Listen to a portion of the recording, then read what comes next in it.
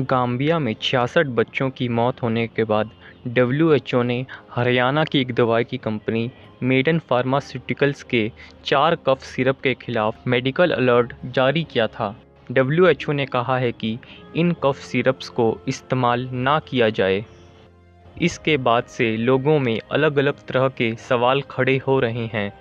आखिर डब्ल्यूएचओ ने इन cough syrups के खिलाफ ऐसी चेतावनी क्यों जारी की है और डब्ल्यूएचओ ने कौन से 4 कफ सिरप्स को इस्तेमाल करने से मना किया है, और अगर कोई इन कफ सिरप्स का इस्तेमाल करता है तो उससे क्या क्या नुकसान देखने को मिल सकते हैं।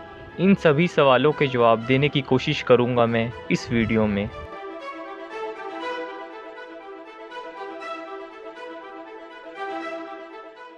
किसी भी बच्चे को बुखार या गले में खराश या खांसी होती है तो उनके पेरेंट्स किसी भी मेडिकल स्टोर से बिना किसी प्रिस्क्रिप्शन के दवाइयाँ ले लेते हैं। लेकिन ये विचार का मुद्दा तब बन गया जब इसका सेवन करने से पिछले कई महीनों में गाम्बिया में कम से कम 66 बच्चों की मौत हो जाती है और उन बच्चों की उम्र 5 साल से कम थी। गाम्बिया में बच्चों की मौत होने के बाद डब्ल्यूएचओ ने हरियाणा की दवाई कंपनी मेडन फार्मास्यूटिकल्स के 4 कफ सिरप के खिलाफ मेडिकल अलर्ट जारी किया और उसको इस्तेमाल करने से मना किया है। और इसके बाद से हरियाणा सरकार ने भी इन कफ सिरप के उत्पादन पे रोक लगा दी है। क्योंकि गाम्बिया एक अफ्रीका का गरीब देश है तो उनके पास बड़ी मेडिकल इंडस्ट्रीज नहीं है, इसलिए वो इन इंडियन कंपनी से कफ सिरप लेकर अपनी डिमांड को पूरा कर रहे थे। गाम्बिया मेडिकल रिसर्च काउंसिल ने जुलाई में ही एक अलर्ट जारी किया क्योंकि वहां के बच्चों में किडनी प्रॉब्लम्स देखे गए जो कि स्थानीय बिकने वाले कफ सिरप के इस्तेमाल करने के बाद दिखाई दे रहे थे। और गाम्बिया सरकार ने भी इन कफ सिरप को इस्तेमाल करने से मना किया और कहा कि कफ सिरप्स की जगह टैबलेट्स का इस्तेमाल किया जाए। और अगस्त तक गाम्बिया में 28 बच्चों की मौत हुई और 8 अक्टूबर तक ये नंबर 66 तक पहुंच गया, जिसके बाद से डब्ल्यूएचओ ने बोला है कि इंडिया की कंपनी की 4 कफ सिरप्स और उन बच्चों की मौत के बीच एक लिंक है। और डब्ल्यूएचओ सभी देशों को सलाह देता है कि इन प्रोडक्ट्स को मार्केट से हटाया जाए ताकि और लोगों को इसका नुकसान ना हो जाए। इंडिया वर्ल्ड ऑफ फार्मेसी के रूप में जाना जाता है क्योंकि इंडिया दुनिया में 3rd पोजीशन पे है मेडिसिन के मामले में, तो ये इंडिया की अच्छी खासी रेप्यूटेशन को ख़राब कर सकता है। और डब्ल्यूएचओ ने जो 4 कफ सिरप्स को बैन किया है उनमें ये कफ सिरप शामिल हैं promethazine oral solution, Kofexmalin baby cough syrup, Makoff baby cough syrup, Magrip and cold syrup. और इन कफ सिरप्स में बहुत ज़्यादा मात्रा में डाई इथाइलिन ग्लाइकोल और इथाइलिन ग्लाइकोल पाया गया है जो कि उन बच्चों की मौत का कारण बना। अब हम समझते हैं कि डाई इथाइलिन ग्लाइकोल क्या है और ये लोगों की मौत का कारण बन सकता है, तो इसे क्यों इस्तेमाल किया जा रहा है। डाई इथाइलिन ग्लाइकोल एक लिक्विड है जिसका ना तो कोई कलर होता है और ना ही कोई स्मेल होता है और इसका टेस्ट मीठा होता है। इस लिक्विड को दवाइयों के साथ मिक्स किया जाता है और किसी भी दवाई में ये 0.1% से ज़्यादा नहीं होना चाहिए।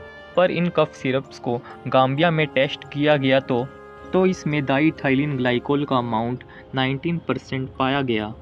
पर डाईइथाइलिन ग्लाइकोल की जगह पॉलीइथाइलिन ग्लाइकोल का इस्तेमाल होना चाहिए जो कि ज़्यादा सेफ़ है क्योंकि पॉलीइथाइलिन ग्लाइकोल की कॉस्ट ज़्यादा होती है।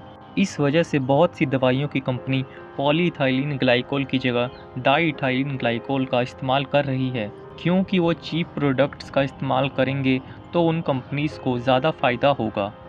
पर इन कंपनी की वजह से आम लोगों को इसका नुकसान हो रहा है जो इसका इस्तेमाल कर रहे हैं।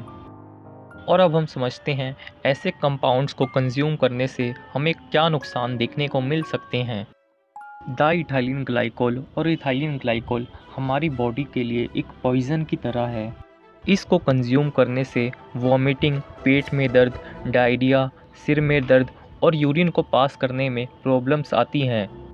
ये ब्रेन और किडनी के फंक्शंस पे असर डालता है, पर किडनी को ये ज़्यादा नुकसान पहुंचाता है और इसकी हाई डोज से 8 से 24 घंटों के भीतर मौत हो जाती है। जो फार्मास्यूटिकल कंपनीज़ हैं वो डाईइथाइलिन ग्लाइकोल और पॉलीइथाइलिन ग्लाइकोल की अमाउंट को चेक करने के लिए मास स्पेक्ट्रोस्कोपी नाम का डिवाइस यूज़ करते हैं। पर दवाइयों की कंपनी इन टेस्ट को ठीक से ना करे तो हमें ऐसे केसेस देखने को मिल सकते हैं। तो इन टेस्ट को करना ज़रूरी है, पर इन टेस्ट को करने के लिए गाम्बिया के पास लैब्स तक नहीं है, इसलिए वो इन टेस्ट को करने के लिए दूसरी कंट्रीज़ में दवाइयों को भेजता है।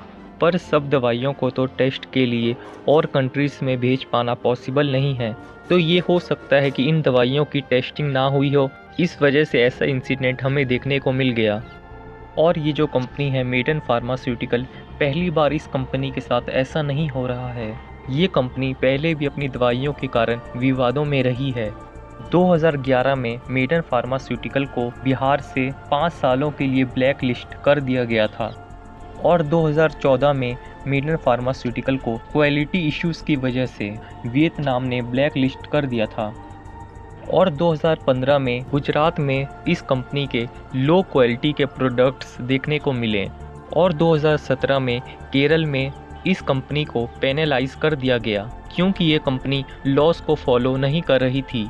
और 2021 से 2022 के बीच में केरल में 5 बार इस कंपनी के लो क्वालिटी के प्रोडक्ट्स देखने को मिले। वो जो कफ सिरप्स WHO ने बैन किया है, क्या वो कफ सिरप्स इंडिया में बिक रही हैं? क्या हमें इन कफ सिरप के वजह से टेंशन लेने की ज़रूरत है? जांच में पता लगा है कि मेडन फार्मास्यूटिकल ने इन कफ सिरप को सिर्फ गाम्बिया में ही एक्सपोर्ट किया था, तो ये प्रोडक्ट्स हमें इंडिया की मार्केट में देखने को नहीं मिलेंगे। पिछले 70 सालों में ऐसे 10 बड़े इंसिडेंट हुए हैं जिसमें डाइइथाइलिन ग्लाइकोल की वजह से लोगों की मौतें हुई हैं।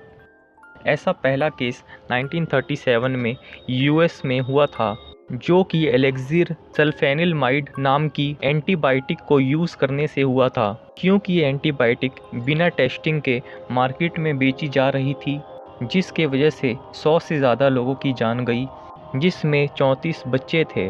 और इस एंटीबायोटिक में इथाइलिन ग्लाइकोल की मात्रा 70% पाई गई। तो इस वीडियो में हमने समझा WHO ने किन कफ सिरप्स को बैन किया है और कफ सिरप्स को क्यों बैन किया है और इन कफ सिरप से क्या नुकसान देखने को मिल सकते हैं। तो इस वीडियो में बस इतना ही। मिलते हैं नेक्स्ट वीडियो में किसी और टॉपिक के साथ। और अगर आपको वीडियो अच्छा लगा हो तो इस वीडियो को लाइक करें। ऐसी और वीडियोस देखने के लिए आप मेरे चैनल को सब्सक्राइब कर दें।